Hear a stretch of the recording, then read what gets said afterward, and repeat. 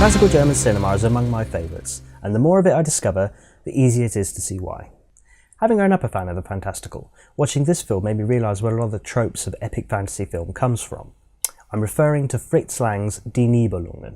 Adapted from myth dating back to the Dark Ages, Die Nibelungen tells two of the major stories from the Germanic prose Nibelungenlied.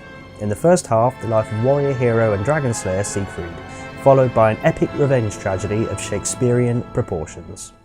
Die Nibelungen's most renowned form is in Wagner's four-part opera Der Ring des Nibelungen, and wouldn't be a stretch to imply that the film takes most of its inspiration from that opera.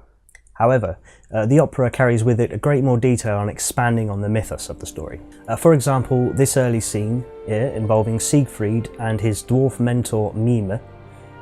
In the film, this takes about 5 minutes up of the film time, but in the opera, this takes part over the course of an hour, and it details bits and pieces of Siegfried's past and his history. I won't go into too much detail on the story, because it's too easy to run into spoilers, but it's the basic mono-myth, classic sort of King Arthur-esque type tale.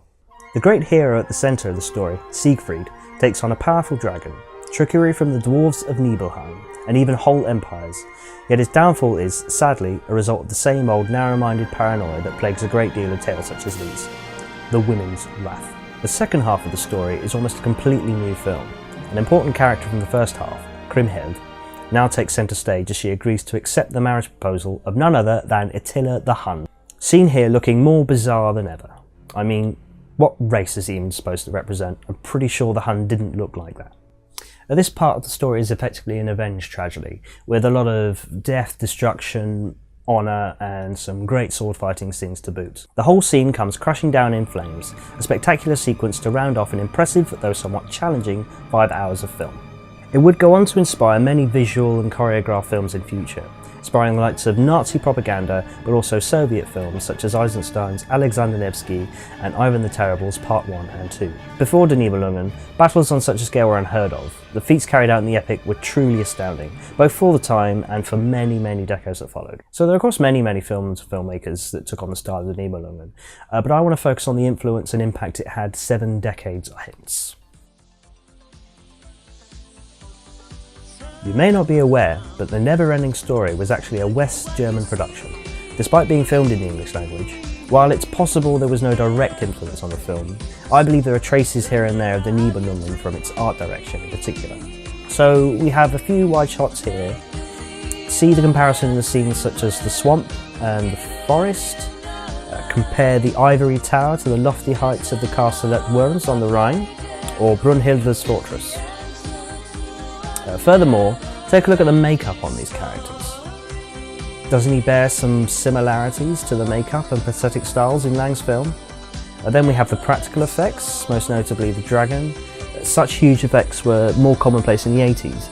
In the 20s they were much more difficult to achieve, which is why stop motion animation was favoured for a long time to portray giant beasts. Think of the films of Ray Harryhausen. But looking into the dragon's eyes in this film, I can't help but make comparisons to Falcon the Luck Dragon. You can see a few other examples of how the film's influence has come.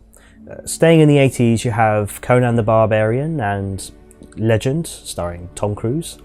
Skipping ahead to the early noughties, what could be seen as the ultimate culmination of the Nibelungen's legacy to date, the Lord of the Rings trilogy.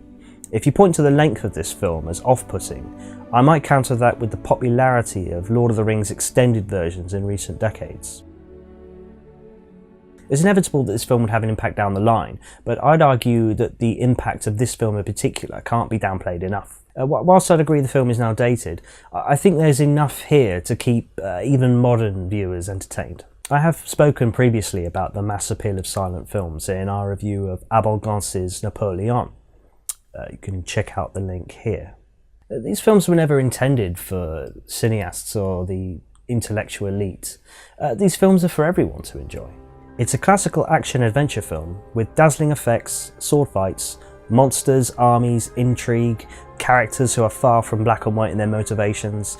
That's why I would recommend it. If you're curious, don't let the title cards and expressive acting techniques put you off. If I had more time with you, I'd go into greater detail on this film, talk about the background, the characters, the story. But I think it'll be a much better experience for you to go and check out for yourself. And even if you don't want to watch this film, there's so many different adaptations of the book, film adaptations, there's graphic novels, and probably songs as well, and of course Wagner's opera, which is in German, but still, you should go and see it anyway. What the hell. That's it for this Tillman Films and That. Hope to see you soon. Please like and subscribe. Goodbye.